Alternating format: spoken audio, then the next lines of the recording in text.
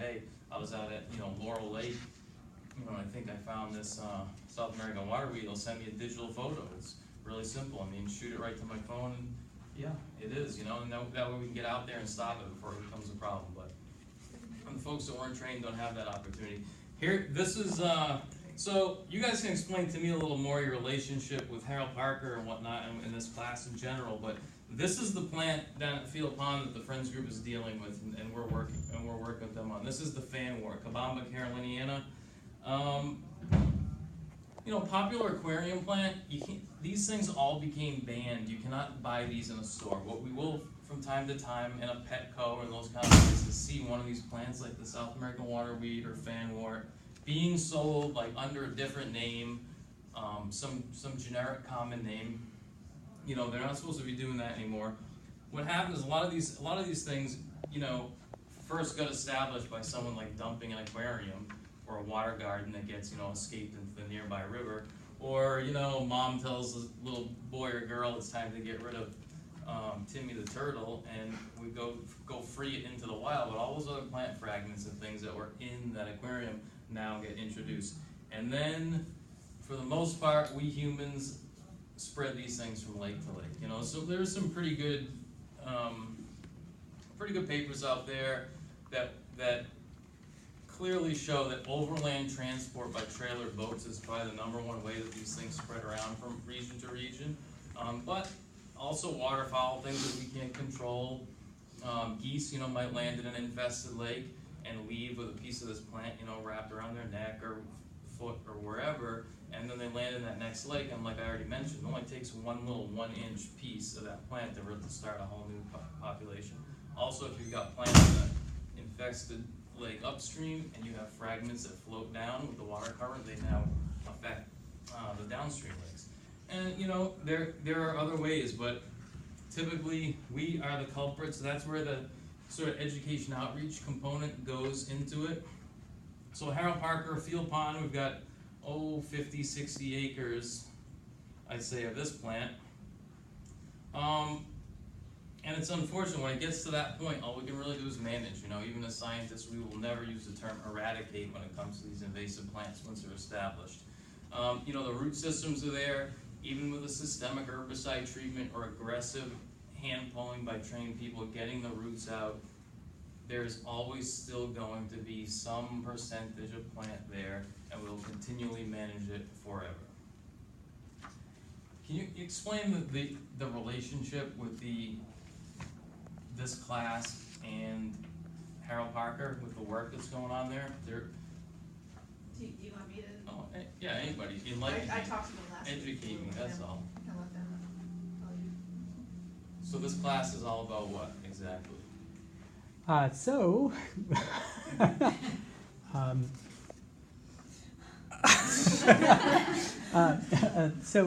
These guys are seniors in our environmental studies program, and we're looking for interesting environmental management problems that are faced around here, because we have transportation issues and those kinds of stuff. Where the students will be working with a community group on that issue. And so we met Pat, and she told us about the hand pulling, like try to hand manage this stuff. And so we were thinking that we could maybe play some honest broker role between the two different sets of property owners,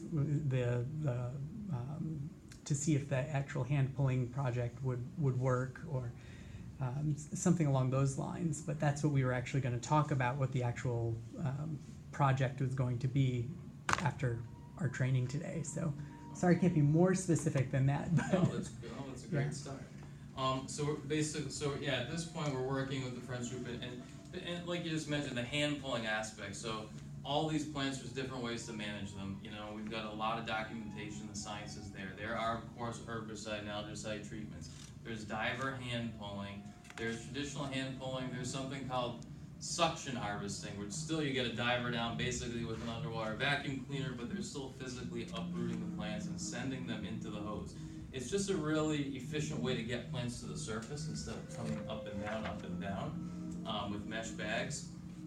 We've got the giant mechanical harvesters for managing this water chestnut, for example, there are dyes on smaller lakes that can be added basically to shade out aquatic vegetation, just like plants, terrestrial plants, they need sunlight to photosynthesize, so block the sunlight to the plant, and we can kill the plants off that way.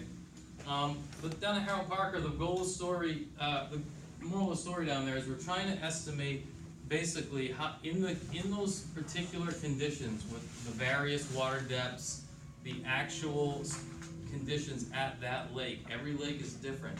So Field Pond's very shallow, it does have very clear water, but the depths allow this plant to grow across 100% of the lake because there's no deep hole that actually is deep enough to not let sunlight to the bottom. So we have this plant everywhere.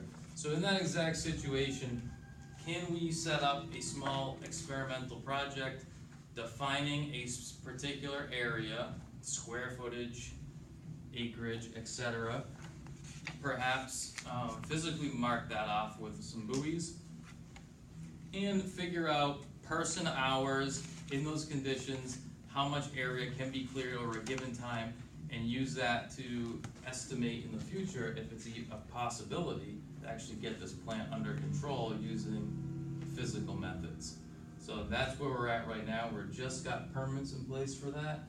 So pretty much ready to go anytime when you are. So we'll be in contact about that.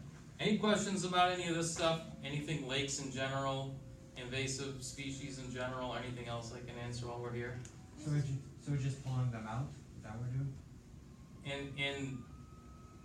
And actually trying to estimate the amount of time it would take and person hours to physically remove this plant. We need some scuba divers that would have to be involved, shoreline group like we did the training a couple weeks ago, basically to get some data and see if this is a possibility moving on in the future to actually remove the plants by hand successfully. Can you speak about what you do with these plants once you remove them from the water?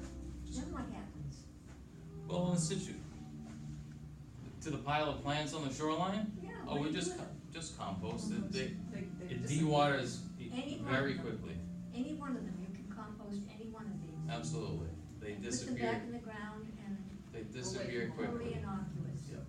Some of these projects, like I mentioned, if we do I've managed several sites where we're mechanically harvesting huge operations with this plant. We'll take out 200-300 tons of the plant. Yeah. There's nowhere on site to handle those kind of piles, okay?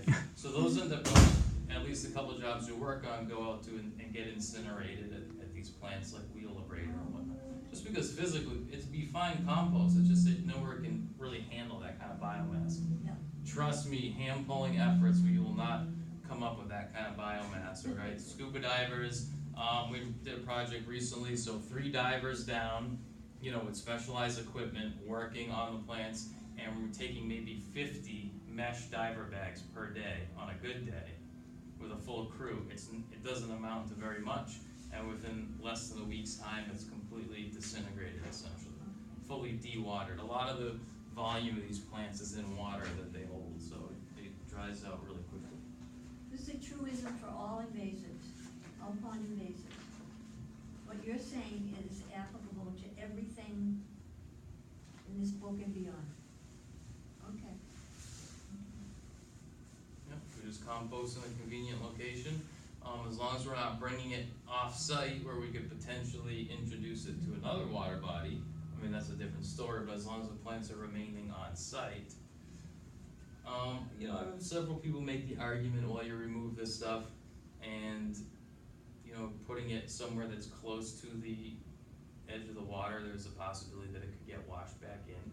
And I understand that's a risk, but the benefit, I think, greatly outweighs any chance that that plant will make its way back in. And if it does, there's already millions of these plants in there anyway, so it's not the end of the world, in my opinion, basically.